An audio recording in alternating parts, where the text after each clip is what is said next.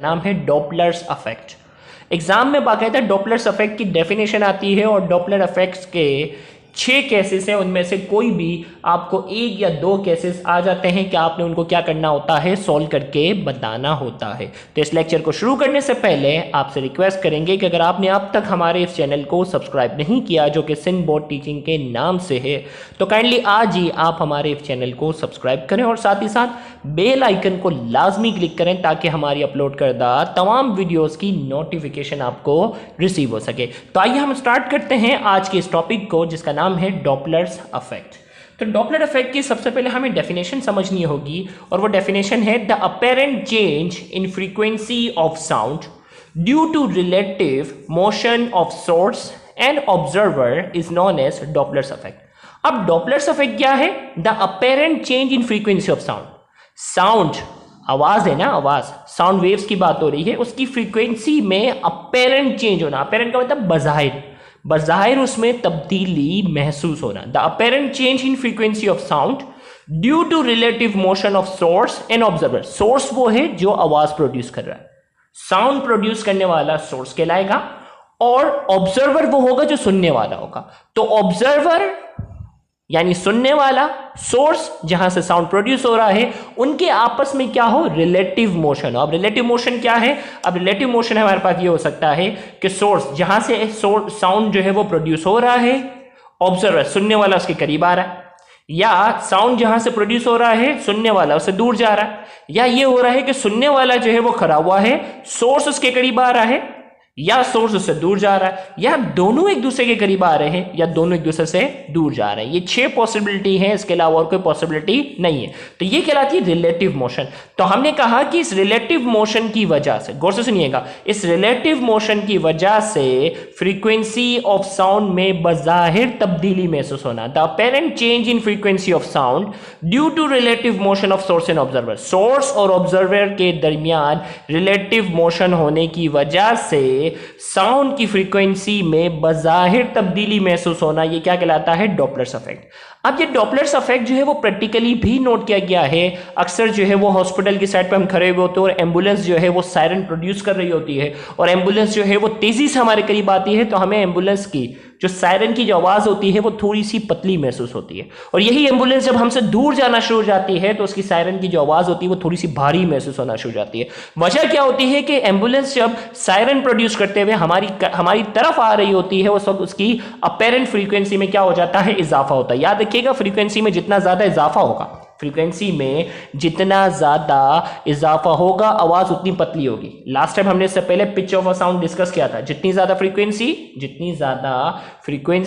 उतनी ज्यादा क्या होगी? पिच होगी, आवाज पतली होगी। और यही एम्बुलेंस जब हमसे दूर जाना शुरू जाती है तो उस वक्त क्या होता है? हमें आवाज भारी महसूस होना शुरू जाती है, क्योंकि उस वक्त उसकी फ्रीक्वेंसी जो है हमें कम महसूस होती है। उस वक्त उसकी फ्रीक्वेंसी हमें क्या होती है?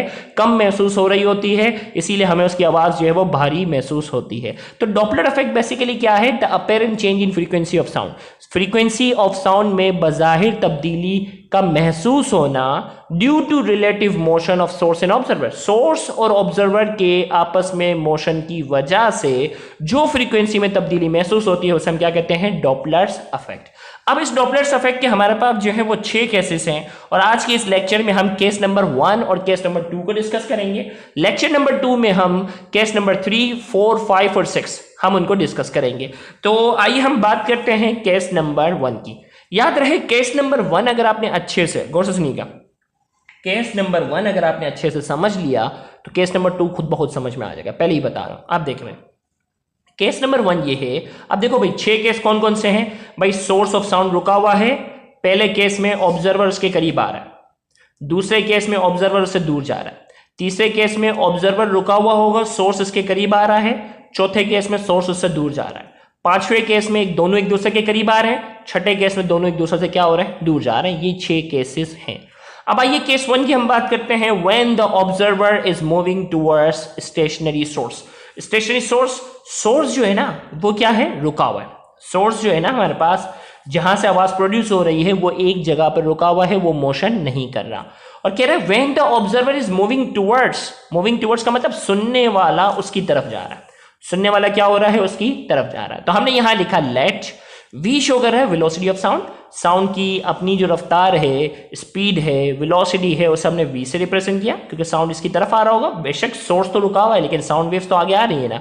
और वी नॉट शो कर रहा है वेलोसिटी ऑफ ऑब्जर्वर, और ऑब्जर्वर की जो वेलोसिटी उसे हमने नाम दिया वी नॉट का, जो कि उसकी तरफ जा रहा है। हमने कहा when the observer is moving towards stationary source the frequency of sound is given by, जब ऑब्जर्वर जो होता है वो स्टेशनरी सोर्स के टूवर्ड्स जा रहा है, जब ऑब्जर्वर जो है वो स्टेशनरी सोर्स के टूवर्ड्स जा रहा है, उस वक्त फ्रीक्वेंसी का क्या फॉर्मूला होना चाहिए।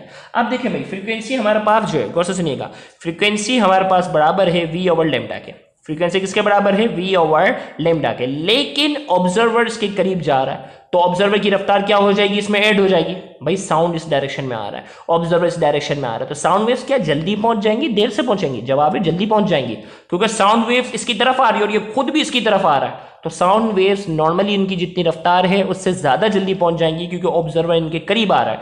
साउंड वेव्स ऑब्जर्वर की तरफ आ रही है और ऑब्जर्वर भी उसकी साउंड वेव्स की तरफ जा रहा है, तो इसका मतलब क्या हो जाएगा? वेलोसिटी ऑफ साउंड में ऑब्जर्वर की वेलोसिटी ऑफ साउंड में ऑब्जर्वर की वेलोसिटी क्या हो जाएगी? इसमें ऐड हो जाएगी। तो यहां हमने क्या कर दिया है? v के अंदर v नॉट, ऑब्जर्वर की वेलोसिटी ऐड कर दी, तो इसका मतलब फ्रीक्वेंसी में क्या आ जाएगी? तब्दीली आएगी। फ्रीक्वेंसी में क्या आ जाएगी? तब्दीली। तो मैंने यहां देखो, अगर ये सिंपल ये फॉर्मूला ये होता तो मुझे डैश लगाने की जरूरत नहीं होती। फ्रीक्वेंसी बराबर है वेलोसिटी अपॉन वेवलेंथ, लेकिन अब मैं वेलोसिटी के साथ ऑब्जर्वर की वेलोसिटी ऐड कर रहा हूं कि ऑब्जर्वर जो है उसके टूवर्ड्स जा रहा है, तो इसलिए मैंने इसके साथ डैश लगाया कि इसकी वैल्यू में भी तब्दीली आ जाएगी।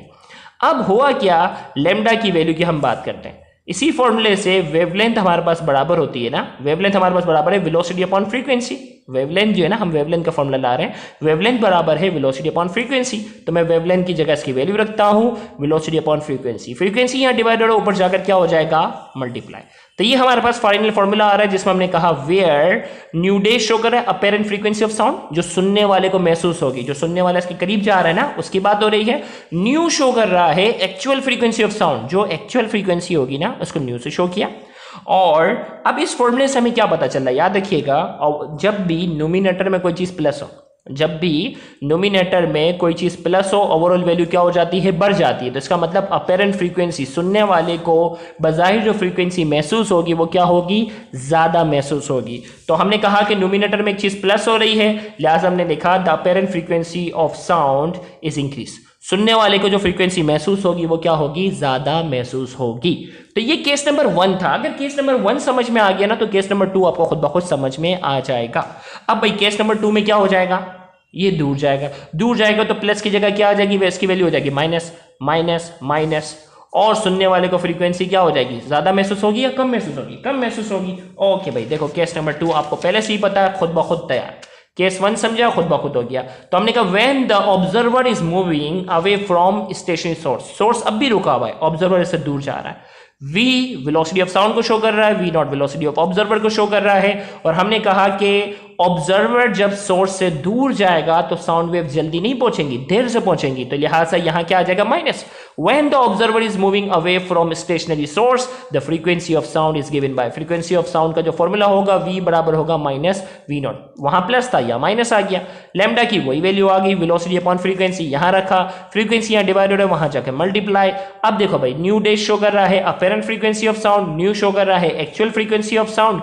कंक्लूजन की अगर हम बात करते हैं, न्यूमिनेटर में एक चीज माइनस हो रही है, लिहाजा apparent frequency of sound is decrease. सुनने वाले का जो फ्रीक्वेंसी जो होगी वो कम महसूस होगी, मतलब आवाज जो होगी उसे भारी महसूस होगी, क्योंकि ये इससे क्या हो रहा है? दूर जा रहा है। तो यहां जाकर आज के इस लेक्चर में हमने डॉपलर्स इफेक्ट के केस नंबर 1 और केस नंबर 2 को यहां हमने कंप्लीट किया। पेपर में आपने एग्जैक्ट इसी तरीके से लिख कर आना है, तो इंशाल्लाह आपको फुल मार्क्स मिलेंगे। अगले लेक्चर में हम जो है वो डॉपलर्स इफेक्ट के केस नंबर 3, 4, 5 को 6 को हम समझेंगे, तो उस लेक्चर को भी देखना मत भूलिएगा। Thank you very much. Allah.